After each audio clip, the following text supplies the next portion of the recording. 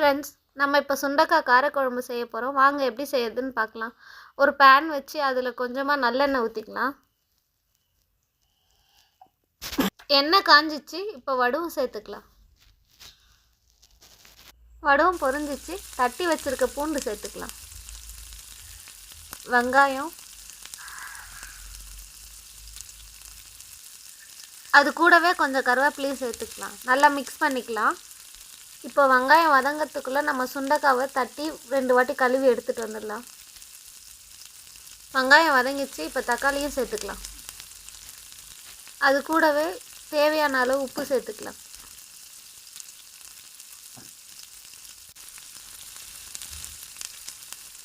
மஞ்சத்தூள் கொஞ்சமாக போட்டுக்கலாம்.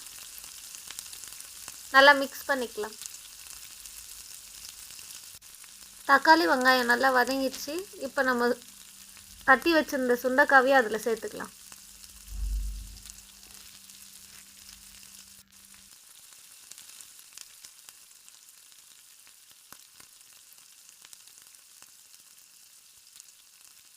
தேவையான அளவு மிளகாத்தூள் சேர்த்துக்கலாம்.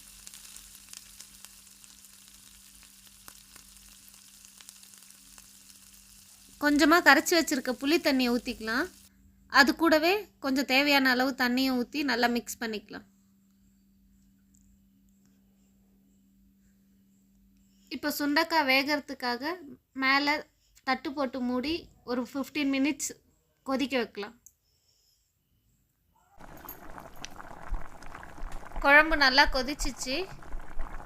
இப்போ கொத்தமல்லி தழையை தூவிட்டு ஸ்டவ் ஆஃப் பண்ணிக்கலாம். அவ்வளோதான்,